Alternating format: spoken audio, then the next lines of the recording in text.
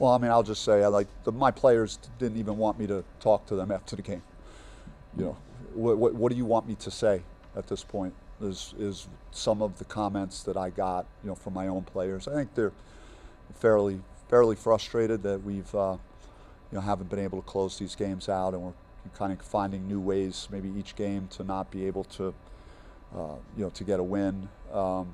So it's, I think we're all at premium frustration level at this point. Questions? What happened with Adam? Yeah, Adam disagreed with the call, and he said things he's not allowed to say, and I heard him say it, and so he's going to have to own that now. Do you get worried that now you've had several incidences of players being ejected, referees are going to look at you more, and opponents know they can kind of light your fuse a little bit more, and it can make things worse? Yeah, I think going in, our margin for error is not great right now, especially with JQ out, so we can't afford to have any of those guys that are playing not be available for any portion of the game. So those type of things, whether it's Adam or other guys that have had some stuff go on with technical fouls or ejections, it's going to impact winning for us. Given that what you're saying there, how do you feel when that happens? I'm very torn because there's not another guy, that I would love to coach than Adam Miller. Adam Miller, gives his heart and soul at both ends of the floor, and so I'm very reluctant to want to say anything negative about him, because I just think he's been a terrific guy for me to coach. So, but yeah, I mean, we have to find a way to use a little better judgment and resist the temptation of losing our cool. How much have you talked about that with the guys over the last month or so since he's stringing these things out? Yeah, since the end of the Arizona game, we've talked a lot about that, and just the importance of the sportsmanship piece, the controlling your emotions piece, but I mean, if we were just getting smacked by 30 every night and just we were a disaster of a team, then they probably wouldn't care enough to be issued some of these violations and some of the conduct stuff. But I believe the group truly cares, and they want to win, and been in a lot of hard games that we haven't been able to win. So I'm very conflicted again about how I feel about it. Offensively, where was the disconnect between the Texas Tech game and this one? I don't know. I mean, it's a different opponent. It's a different game. I mean, that game on Wednesday was an electric environment. We knew we were playing a top 15 team in the country. The guys were juiced to play. It was, it felt like an NCAA tournament game. They played to the level of the competition, and we were, able to play like arguably one of the best games we played all season on the road. But we did not have that same look, that same juice or pop to how we played. It was hard for us to get really engaged in the game.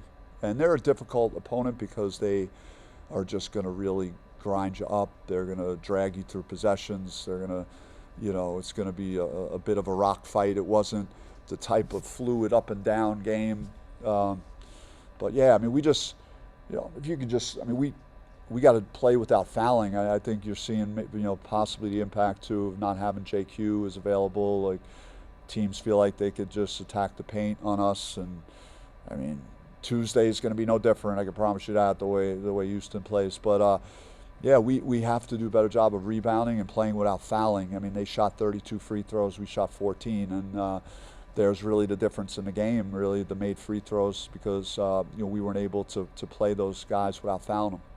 Is JQ close? JQ, I mean, he's doing some stuff, and he's as good as anybody that I've had in terms of his being diligent about the treatment stuff and doing all kinds of things, doing whatever he can to get back. So he'll be doing more and more, starting this week, and then we'll just see how he progresses, and then we'll huddle up with him and see how he feels, and we'll make decisions on when he would make it back. What's the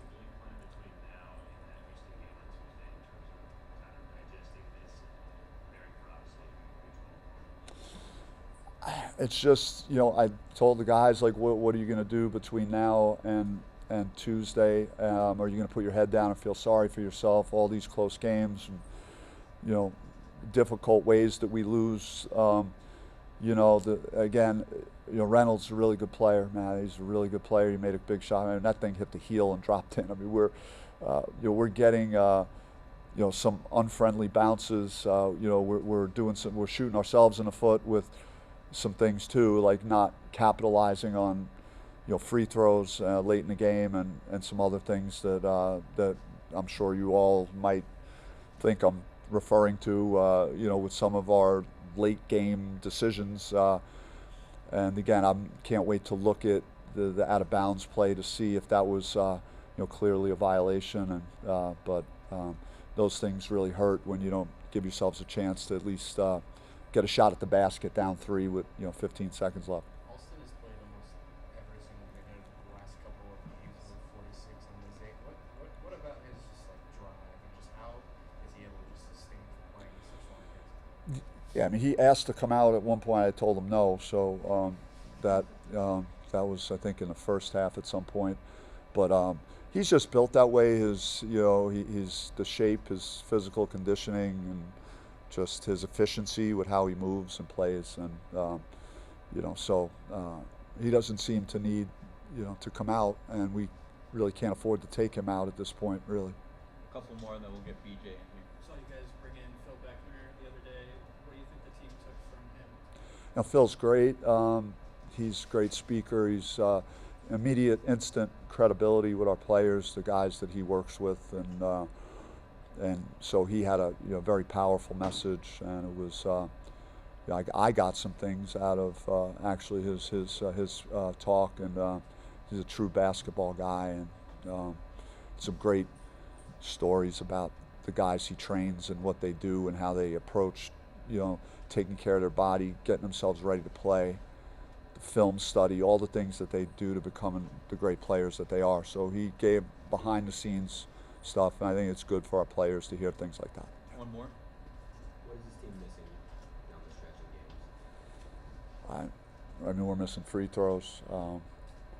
We're missing, acquaintance out there, being able to help us get a stop and a rebound in a key moment.